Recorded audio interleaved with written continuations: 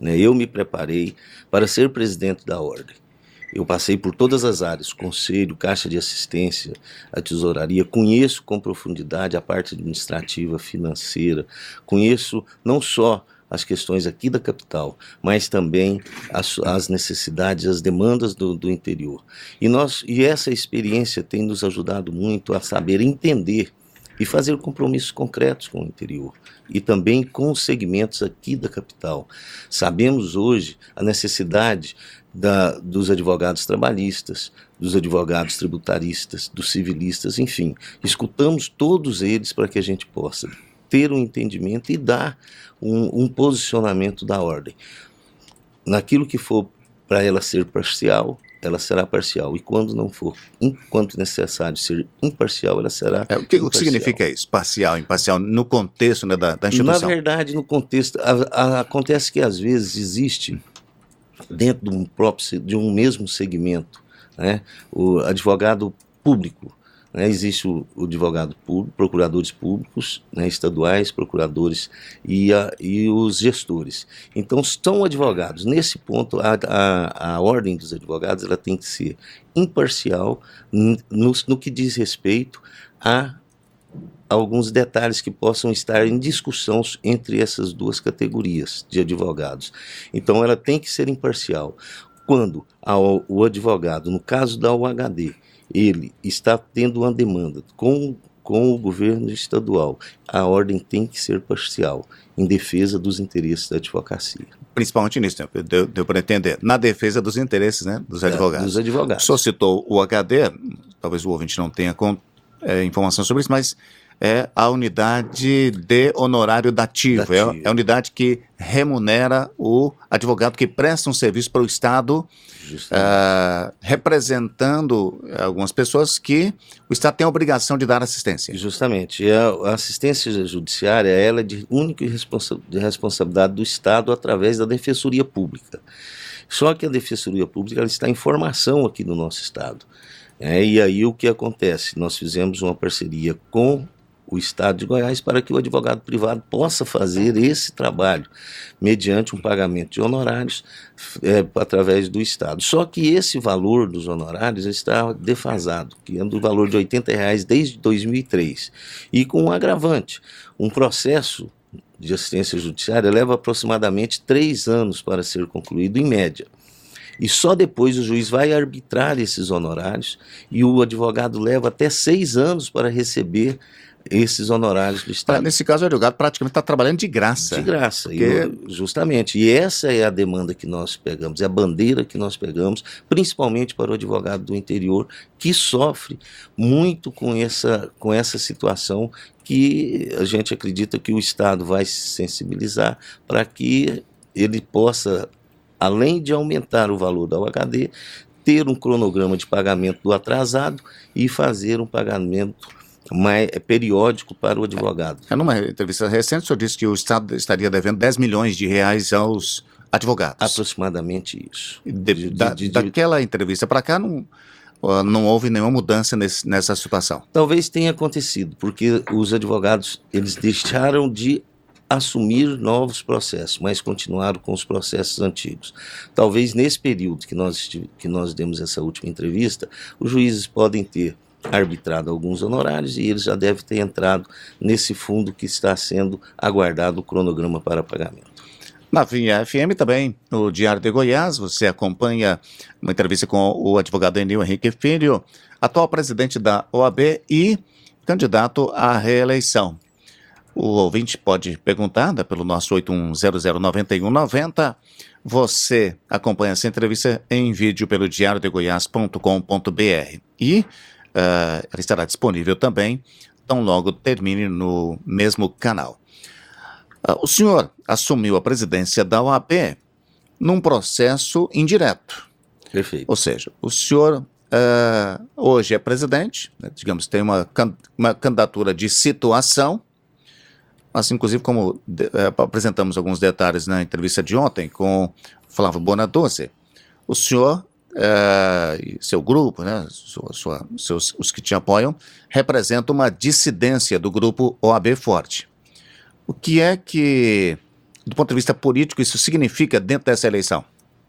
O que acontece, Altair, é o seguinte: fazíamos parte de um mesmo grupo, da OAB Forte, né? E com o afastamento do Henrique Tiburcio, indo para o governo do estado de Goiás, sem consultar nem a diretoria e também nem a advocacia, principalmente o conselho, nós achamos que esse não foi um ato correto, um ato que tinha ele o compromisso assumido há 3 anos atrás, quando foi presidente. E não concordando com essa situação, nós rompemos esse compromisso com o grupo OAB Forte, por não não achar que é correto o modus operandi como vinha fazendo. Henrique trabalhando para o governo, deixando a OAB para trabalhar para o governo, né? Flávio Borges lançando sua candidatura dentro do Palácio do governo, com apoio do governador e do vice-governador e do secretário de governo. Então, isso tudo dá uma impressão de atrelamento, de aparelhamento da ordem, coisa que o advogado não admite, que a advocacia não admite, que a ordem dos advogados não admite. É que tenha esse atrelamento. Podemos sim ter parcerias saudáveis, né, aplaudir aquilo que o governo faz em detrimento da sociedade e ao advogado, mas também fazer crítica. Por isso que essa independência ela é salutar. Ela é uma exigência do advogado. O advogado, pela sua natureza, ele tem que ter independência. E a Ordem dos Advogados do Brasil, seccional de Goiás, sempre foi independente, não vai ser agora que ela vai se render a qualquer poder, né, seja o poder executivo, legislativo, judiciário. Nós temos sim a obrigação de fazer um bom relacionamento, defendendo os interesses dos nossos inscritos, defendendo o interesse da sociedade, Estado Democrático de Direito e também principalmente o cidadão mais carente. Então não podemos admitir, por esse motivo, que houve o rompimento com o grupo OAB Forte, que se confortou, né, com esse aparelhamento do Estado. A expressão aparelhamento é uma expressão muito forte, uma crítica muito ácida, né? Isso mostra o quanto essa eleição é dura? Não, a eleição ela não precisa ser dura. E isso que eu estou dizendo são fatos. Eu não estou sendo ácido. O presidente Henrique Tiburcio deixou a OAB para poder assumir o cargo de secretário de governo. É uma opção particular dele, mas a advocacia sentiu um desprestígio. Ela sentiu que essa proximidade não foi interessante para a categoria. E essa aproximação, da forma como ela está sendo feita, né, nós sentimos que é uma situação de alerta. A ordem tem sim que respeitar e ter boa convivência de urbanidade com todos os poderes, mas esse fato mexeu muito com os advogados. Nós sentimos desprestigiados e um descompromisso com o presidente da ordem em relação à categoria. O senhor tem dito, feito algumas promessas, né, para os advogados, apresentado algumas ideias, reúne-se com advogados jovens, né, se não me engano, esses dias agora fiz reunião com advogados jovens,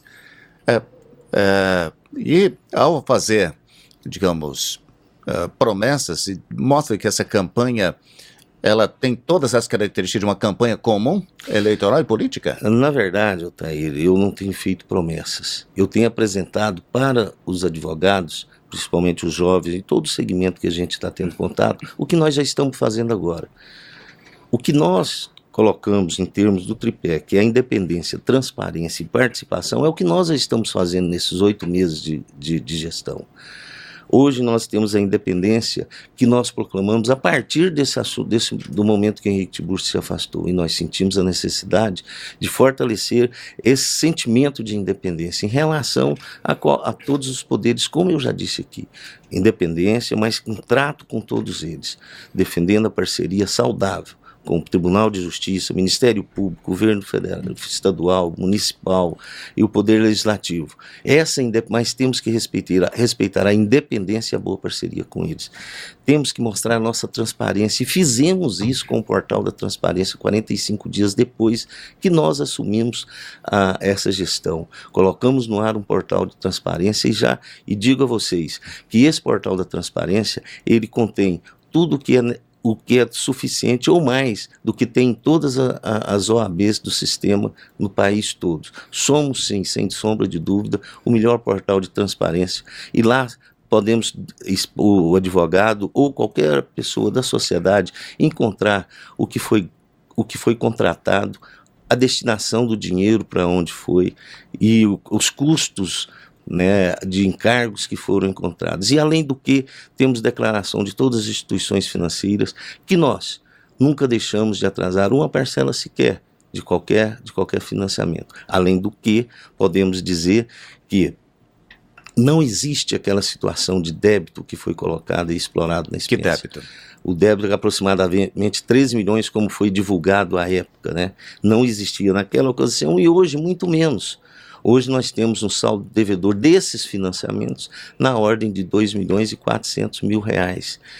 Que agora em novembro quitamos mais um financiamento de 1.900.000, ficando somente com um, que foi feito em 2012 de 3.100.000, que será quitado. Então o senhor tem um mandato tampão. Um mandato tampão, até 31/12.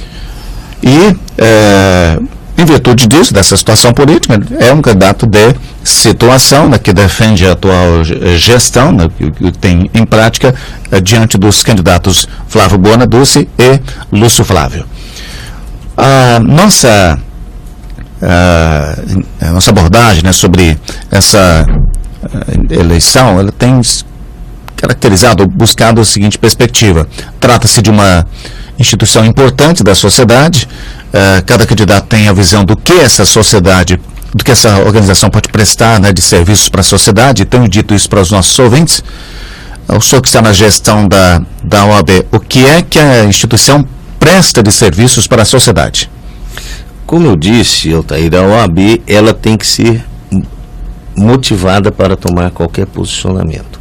E nós temos, através das nossas comissões temáticas, como a Comissão de Direitos Humanos, Segurança Pública, das Prerrogativas, essas comissões, elas são acionadas pela população.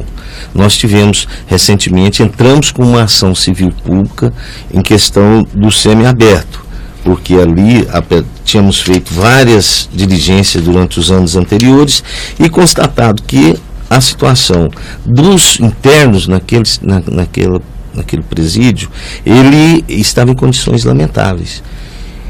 E nunca tinha sido, as gestões anteriores nunca tinham tomado nenhum posicionamento quanto isso. Quando nós assumimos essa nossa gestão, nós entramos com ação civil pública pedindo a interdição do semiaberto, e também dando sugestão para que retirasse dali, né, os internos, fizesse uma reforma utilizando as tornozeleiras e também um outro espaço para que pudesse ali fazer uma reforma.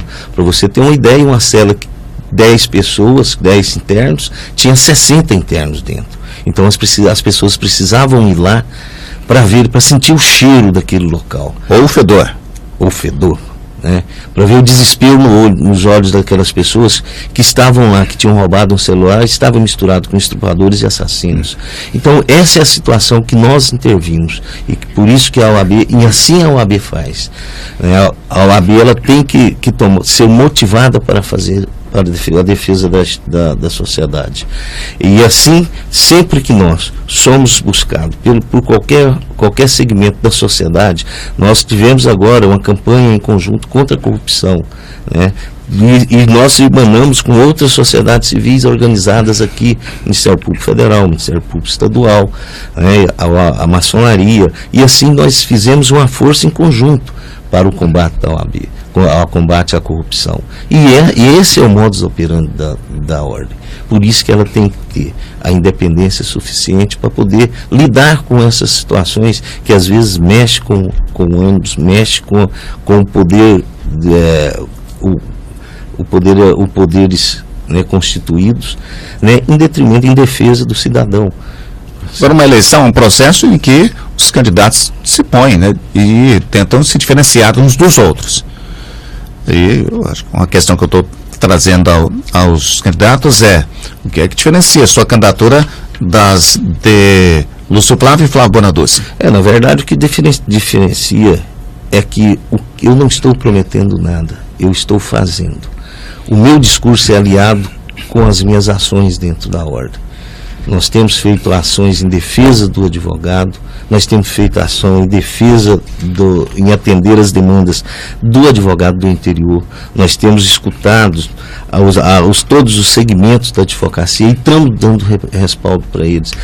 Por exemplo, a advocacia trabalhista, nós conseguimos as férias para os advogados trabalhistas numa ação junto com outras entidades, contra a Agatra, né, e também o SAEG, que é o Sindicato dos Advogados. Fizemos uma sustentação oral juntamente com a presidente da Agatra, e isso trouxe o benefício para a advocacia, que foi o período de férias, tanto almejado por eles. Então são ações que nós não... Isso é conseguido através da condição de que o judiciário para, ou seja, não é que ele para, né? Ele estabelece um período em que os advogados podem sair de férias porque os prazos não correrão dentro daquele espaço. Como é que é? Justamente, porque o que acontecia? Ele não tinha oficialmente os prazos interrompidos. Então o que nós pedimos para o TRT foi que ficasse um período, né, também de férias para o advogado. Por quê? Tendo prazo correndo, ele não entra de férias. Ele tem sempre que estar fazendo audiência, cumprindo o prazo de recursos. E dessa vez não, foi parado no período de 20 dias para que o advogado trabalhista também ficasse de férias, despreocupado. E férias você não tem que preocupar com o trabalho, né? Uma vez que os prazos estão suspensos, a audiência é suspensa.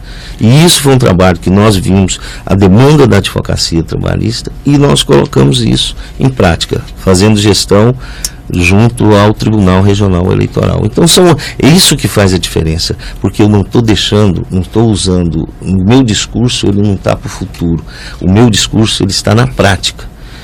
A demanda da advocacia do interior, a proximidade com a advocacia do interior, nós estamos realizando ela agora. A necessidade que tem da advocacia de até 10 anos de carreira, nós estamos buscando junto a esses advogados e fazemos questão, convidando-os para que participe, né, da nossa gestão no próximo mandato. 8h16, Samuel Straiota. Presidente, na sua avaliação hoje, qual a maior demanda a ser suprida pela ordem para os advogados? Samuel, a maior demanda é a proximidade. A ordem tem que estar próxima do advogado. Como que acontece isso? Ouvindo a advocacia através de audiências públicas. Nós fizemos uma audiência pública sobre audiência de custódia, onde nós não tivemos a participação do judiciário, né, nem os diretores de foros, nem corregedoria. Por quê? O advogado ficar mais à vontade de colocar as suas ansiedades e os seus posicionamentos. A ordem fez isso para que pudesse ter sucesso, como teve sucesso na audiência de custódia, na audiência das varas de família, porque nós vimos a necessidade do advogado, separamos aquilo que era para tratar com a diretoria do foro, separamos aquilo que era para tratar com a corregedoria e separamos aquilo que era para tratar com a presidência do tribunal. Isso surtiu efeito justamente por isso, porque quando você faz uma audiência pública e às vezes existe a presença do diretor do foro, alguém da corregedoria, do próprio tribunal, a discussão ela não flui. A assistência ao advogado é algo que de certa forma assemelha a eleição na OAB com outras campanhas também, ou seja, os políticos falam de assistência, né, também um bom tempo. Por um bom tempo e por boa parte dos seus conteúdos. Fala-se de assistência para filhos de advogados, assistência para os advogados, como recebi de sua assessoria, criação de sala da OAB na Polícia Federal, no complexo prisional. Ou seja, por que esse elemento assistência é tão presente nessa eleição? Porque, na verdade, houve um afastamento, um distanciamento da advocacia com a ordem dos advogados. E essas necessidades, a gente que já tem essa vivência da ordem, sabe da importância disso. E nós, por entendermos que há necessidade dessa proximidade, você disse duas situações aí que nós já estamos com agendamento, tanto na Polícia Federal, para garantir a sala do advogado, quanto lá nos presídios a sala para que os advogados possam ficar mais confortáveis. Então são coisas que sabemos da necessidade, já estamos implementando. Isso depende de um bom relacionamento entre as instituições, para que elas possam entender e possa ser explicado para os dirigentes dessas instituições a real necessidade para que a advocacia tenha um espaço para fazer as suas petições e para que possa atender os seus clientes nesses locais. E isso são situações que você vai detectando, você vai se sentindo pelo tempo, pela experiência como advogado e também na experiência de gestão. Aí nós detectamos isso e já estamos fazendo tudo isso, né, em relação à sala na Polícia Federal. Já temos uma agenda com o superintendente da Polícia Federal, já tratamos esse assunto oficiosamente. Fazemos agora só estarmos juntos para formalizar esse pedido e temos oficiosamente a garantia de que ele vai nos ceder esse espaço. Então, já existem outras unidades da polícia? Já existem algumas unidades da polícia em Brasília, já existe em outras unidades da federação. E aqui em Goiás não vai ser diferente, porque é uma necessidade para que o advogado possa ali fazer o seu trabalho e atender o seu cliente, como eu já disse.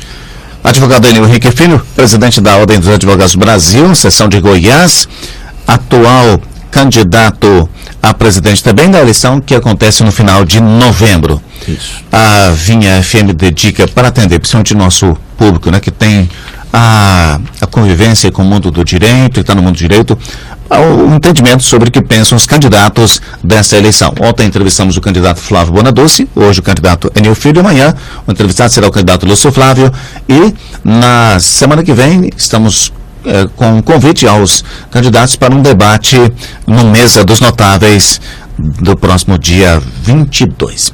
Um abraço, senhor, obrigado pela gentileza da entrevista e até a próxima oportunidade, visto que a sequência da campanha certamente deve motivar outras entrevistas. Obrigado e bom dia. Obrigado, Altair, obrigado aqui à diretoria da Rádio Vinha. Estamos sempre abertos a isso para mostrar que nós não temos proposta, temos compromisso com uma gestão ousada e inovadora, com independência, com transparência, não só transparência de administração e financeira, mas uma transparência de postura.